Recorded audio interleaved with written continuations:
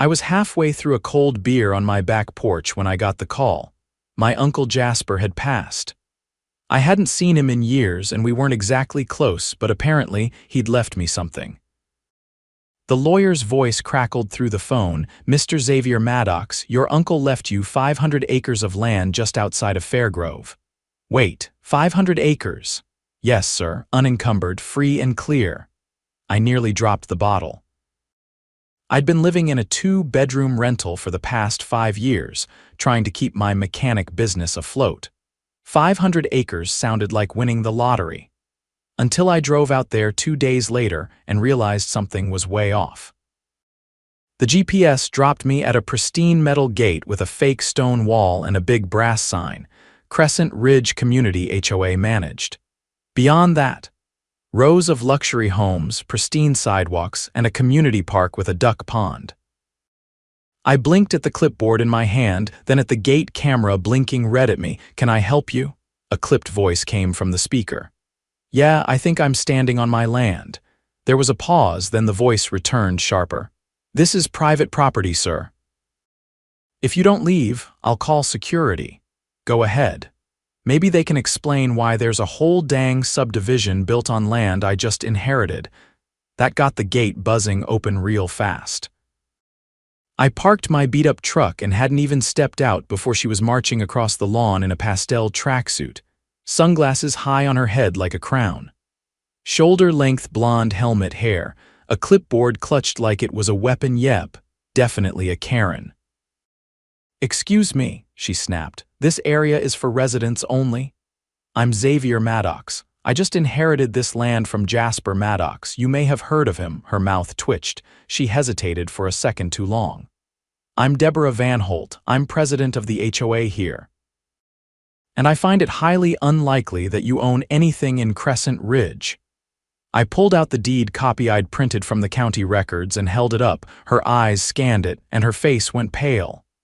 "Look, there's obviously a mistake," she said quickly, adjusting her sunglasses.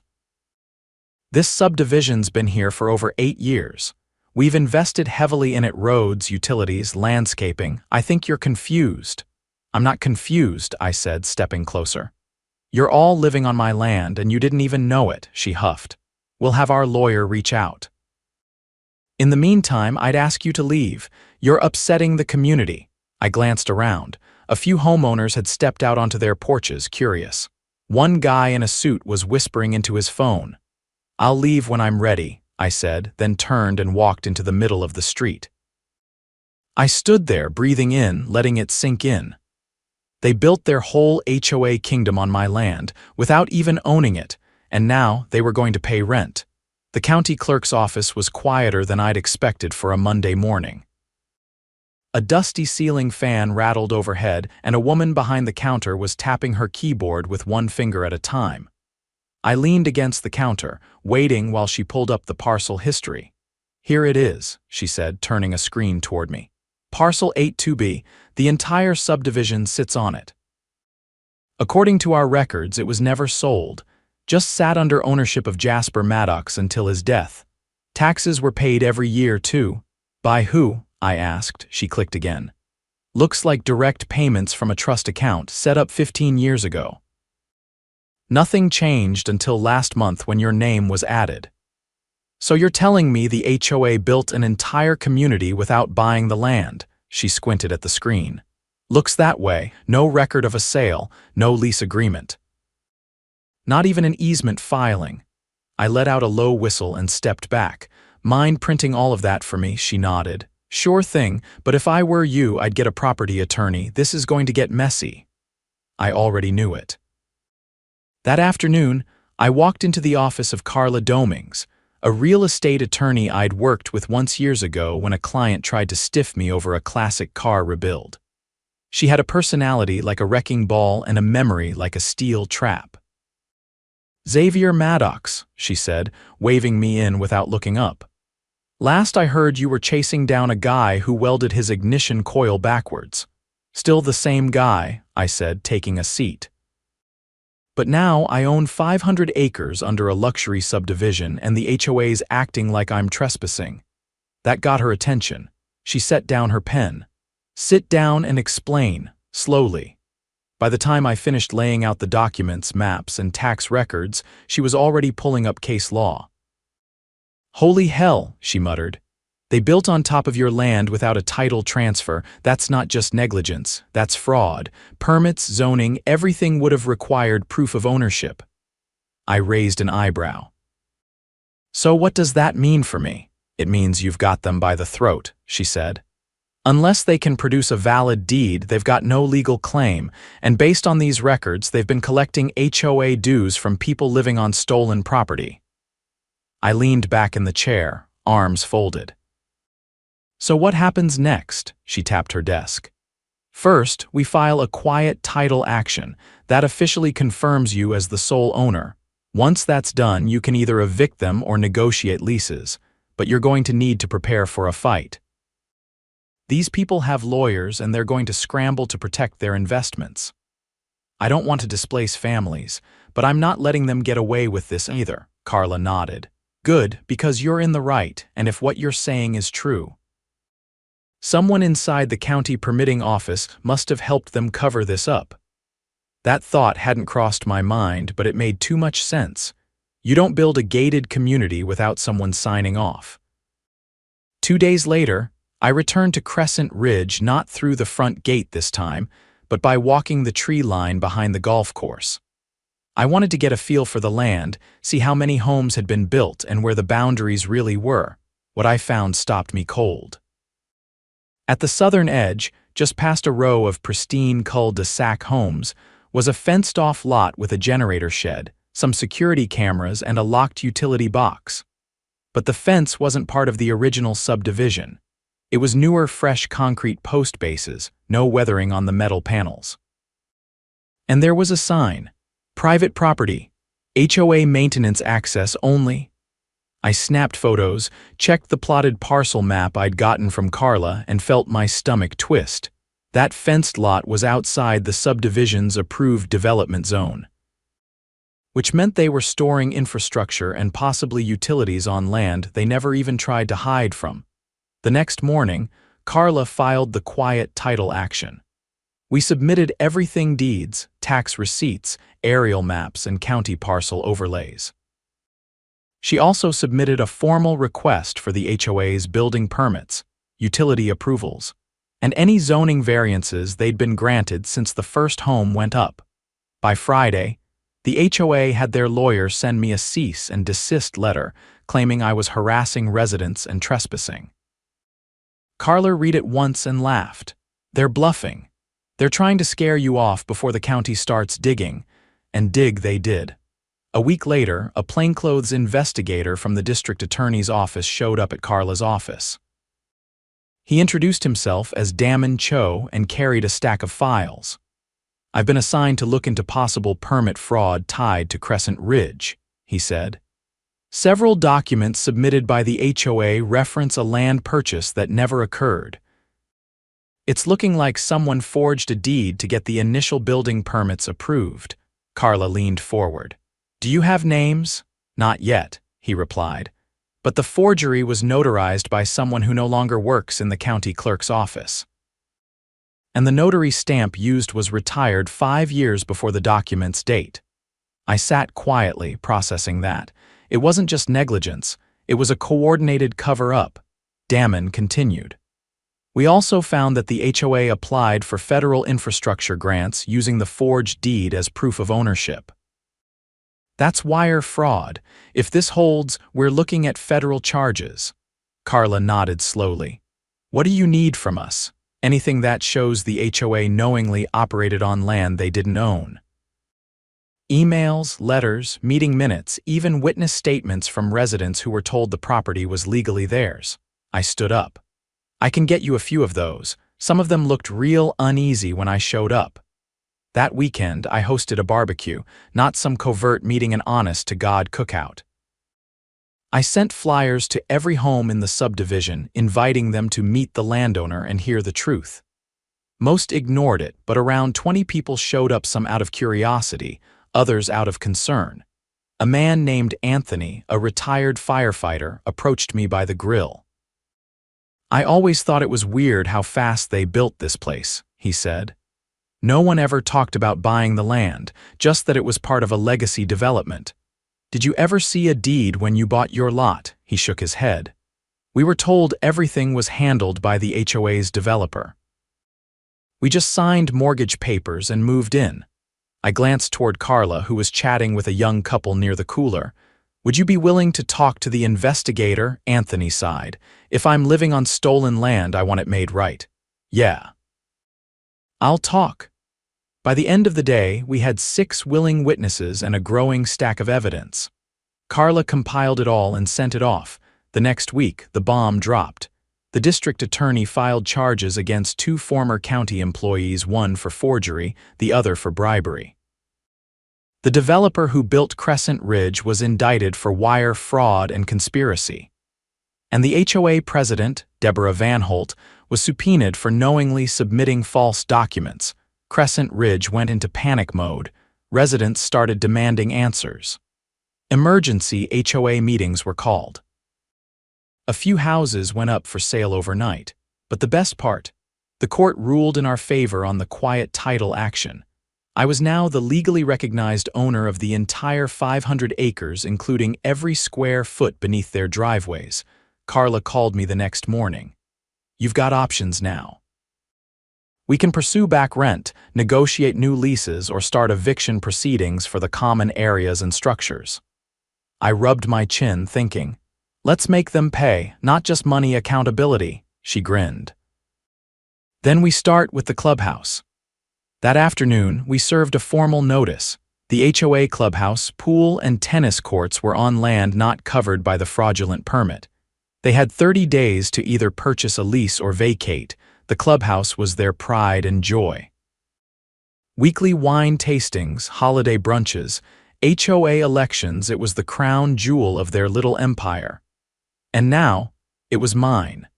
The eviction notice on the clubhouse set off a chain reaction I'd been expecting, but not quite at that speed.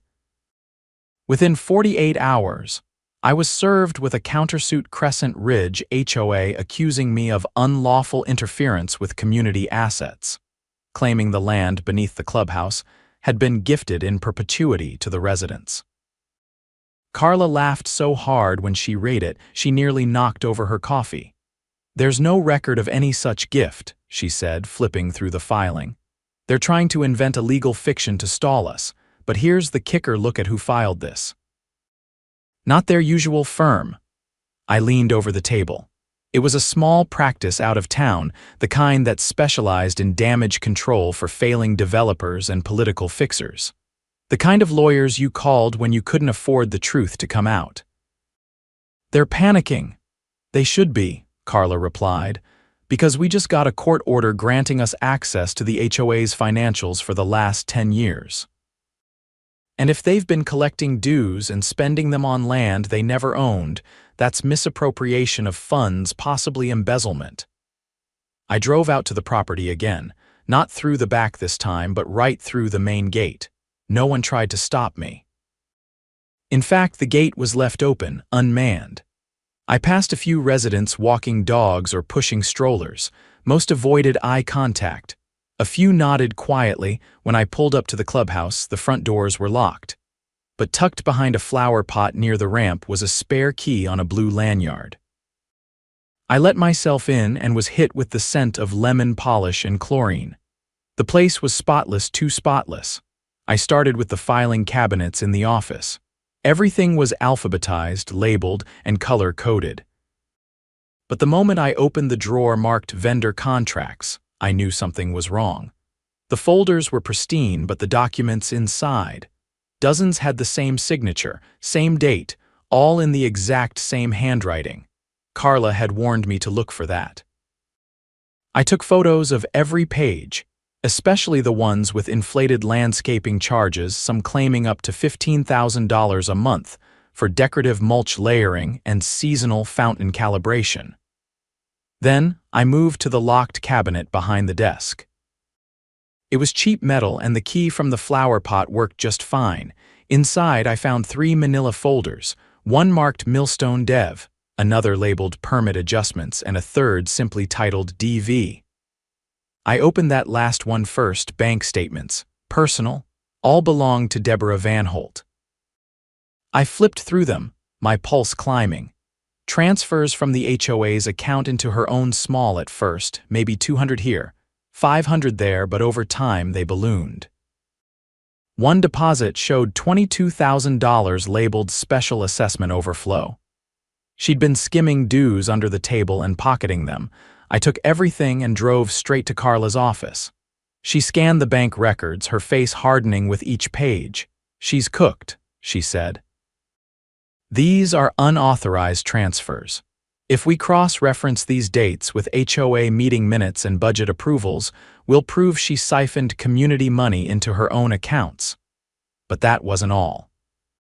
The Millstone Dev folder contained communications between Deborah and a man named Roger Klein, former project manager for the original Subdivision developer. Most of the emails were encrypted printouts, but some were clearly desperate talk of keeping things buried, ensuring the old permit files stay sealed, and one that simply read, "If the county audits us, we're finished." Carla's eyes narrowed. "We need to bring this to Damon." That afternoon, we met with Investigator Cho at the district attorney's satellite office. He took the folders carefully, one by one, flipping through with a practiced eye. "This confirms what we suspected," he said. She was embezzling, falsifying documents, and collaborating with the developer to cover up the fraudulent land deal. But here's what's new: those encrypted printouts. That might be evidence of racketeering. I blinked. "You mean RICO?" "Yes," he said. "If we can prove she used her position in the HOA to commit coordinated financial crimes with others, including the developer, then it falls under federal jurisdiction. Mail fraud, wire fraud, bank fraud, it builds the case." He stood up and left the room briefly. When he returned, there was a second man with him. Tall, square-jawed, and wearing a Department of Justice badge clipped to his belt. "This is Special Agent Marston," Cho said. "He's taking over the federal side." Marston nodded at me. "We'll need a full list of everyone who had financial access inside the HOA over the last decade. Also, anyone who signed off on those utility expansions." Carla handed him a flash drive. "Already sorted." The next day, federal subpoenas hit Crescent Ridge like a thunderclap. The HOA board was suspended pending investigation, the clubhouse was sealed, and residents were notified that all dues would be frozen until further notice. News vans started showing up at the gate. Reporters buzzed through the streets like flies on a carcass. I stayed out of sight that week. Let the storm settle. Carla handled most of the statements. She knew how to keep the message tight. The land was mine, and I was offering residents a fair path forward: rent the lots under their homes at modest rates or negotiate buyouts for long-term ownership. But only after the dust settled. The board's vice president, a man named Greg Penner, contacted Carla asking for a meeting. He claimed he'd had no idea about the forged permits or Deborah's schemes. Carla agreed, but only if I was present, and the meeting was recorded. We met at a neutral location, a law office downtown. Greg arrived looking like a man who hadn't slept in days. His collar was wrinkled, and his hands shook slightly as he poured himself a glass of water. "I just want to talk," he said, voice hoarse. "I joined the board 3 years ago. I had no idea the land wasn't legally acquired." "Deborah handled all the early paperwork, I swear." Carla leaned forward. "Then why did you approve a motion to increase HOA dues last year to cover legacy land taxes?" Greg flinched. "She said we owed back payments to the county. I didn't check. I should have." I watched him carefully. "You're telling us you signed off on fake tax payments without verifying anything?" He looked at the table. "Yes." Carla clicked her pen once.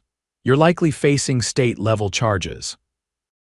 But if you're willing to testify and we can prove you weren't part of the original fraud, you might get immunity." He nodded slowly. "I'll cooperate." 2 weeks later, Deborah Van Holt was arrested outside her gym, cuffed in broad daylight, wearing designer sunglasses and a tennis skirt. Residents stood on their porches and filmed it. Some cheered. Others just watched in stunned silence, charged with embezzlement, fraud, conspiracy, and racketeering. She was denied bail. The developer, Roger Klein, fled the state but was picked up in Nevada trying to board a private plane. Federal charges followed swiftly. Meanwhile, the residents of Crescent Ridge began to shift. A few moved out, but most stayed. They came to the town hall meetings Carla and I hosted, where we laid out new lease options and offered transparency they'd never known under the HOA. At one meeting, a woman named Denise, an elementary school teacher, stood up. "I paid into this community for 6 years," she said. "I didn't know any of this, but now that we do, I think we should start fresh. No HOA, just a neighborhood." The room murmured in agreement. Carla stepped to the mic. "Under state law, if 75% of homeowners vote to dissolve the HOA, it can be done. And since the HOA never had legal claim to the land, you're in a better position than most to make it happen." By the end of the month, they had the votes. Crescent Ridge HOA was dissolved. I established a land trust, managed through Carla's office, that allowed residents to lease their lots at a nominal fee while maintaining full rights to their homes. The money collected would go towards shared infrastructure, roads, water lines, and maintenance managed by a transparent community board, elected annually. No more secret meetings. No more unapproved assessments. No more Deborahs. As for me, I kept about 50 acres untouched near the North Ridge. Built a modest house with a big porch, a workshop, and enough space to finally open the custom auto garage I'd dreamed of for years. Word got around fast, and soon I had more business than I could handle. One crisp morning, I heard gravel crunch in my driveway and stepped out to find Anthony, the retired firefighter, getting out of his truck with a box under his arm. "Got something for you," he said, handing me the box. "From the residents, just a thank you." Inside was a plaque hand-carved. Xavier Maddox, the man who stood his ground. Didn't need anything flashy. That was enough. Rain tapped lightly on the tin roof of my new workshop as I sanded the edge of a custom hood panel. The scent of lacquer and steel hung in the air, but I wasn't focused on the car. My eyes kept drifting to the county assessor's envelope on the workbench. Inside was the final land valuation. My 500 acres had nearly tripled in value since the HOA scandal broke. The land trust was working. Residents were settling into the new system. But I couldn't shake the feeling that something was still brewing under the surface. That feeling found confirmation 2 days later when Carla called before sunrise. Her voice was sharper than usual, clipped and low. "Xavier, we've got a problem." "A big one." I grabbed a towel, wiped the grease from my hands, and leaned against the workbench. "What now?" The forensic audit turned up a buried expense trail. Crescent Ridge HOA was funneling money into a shell company, one that doesn't exist in any state registry. I felt my jaw tighten. "How much?" "Close to $500,000 over 7 years. They labeled the payments as contracted utility services, but there's no matching service provider, no tax ID, no contracts, just wire transfers to an offshore intermediary in the Caymans." I didn't say anything for a moment. "We're past mismanagement," she continued. "This is laundering." I dropped the hood panel onto the bench. "You alert Cho." "Already did. He's bringing in a financial crimes unit." The Dodge is expanding the case.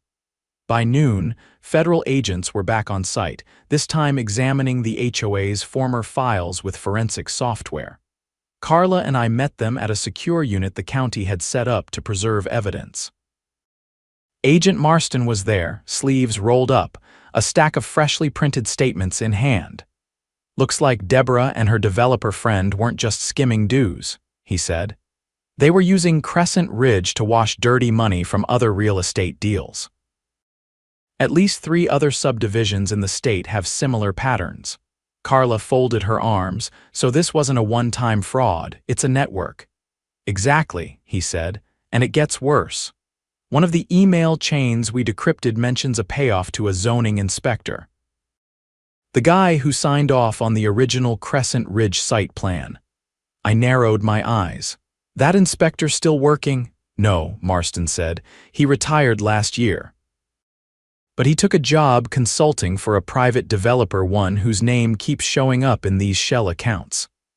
That night, I drove out to the southern boundary of the land, beyond the last row of homes.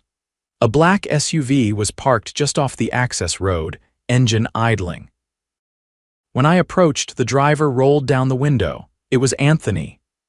Had a guy come by my place this morning, he said. Didn't say much. Just asked if I'd consider selling my lot back to the HOA, told him the HOA doesn't exist anymore. I frowned. What'd he look like? Mid-50s. Armani suit, didn't get a name, left a card with no number. He handed it to me. It was white, unmarked on one side. The back had a single word embossed in silver. Millstone. I turned it over a few times. They're testing the waters. Seeing who they can intimidate or buy out before the feds close in. Anthony nodded. They picked the wrong neighborhood. The next morning, Carla and I filed an emergency petition with the county to suspend all land development permits tied to Millstone Development Group. We attached the offshore wire data, the shell company registration trail, and copies of the decrypted emails. Within 48 hours, the county commission froze Millstone's applications and issued a formal inquiry into their project history. That's when the threats started. Carla's office was broken into. Nothing stolen, just overturned furniture and a shattered window. Someone poured bleach on her files. My mailbox was ripped open and stuffed with shredded photos of my workshop. One resident found her tires slashed and a note pinned under the wiper. Stay quiet. We reported everything.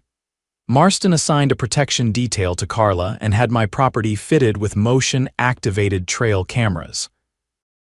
I wasn't the kind to rattle easy, but I started sleeping with the porch lights on and a shotgun closer than usual. A week later, the break happened. Cho called just after lunch. We got him. Who? Roger Klein flipped. He cut a deal. He's naming every involved party, county officials, developers, even a city councilman who shepherded zoning changes in exchange for kickbacks. I leaned against the porch column. What's he getting?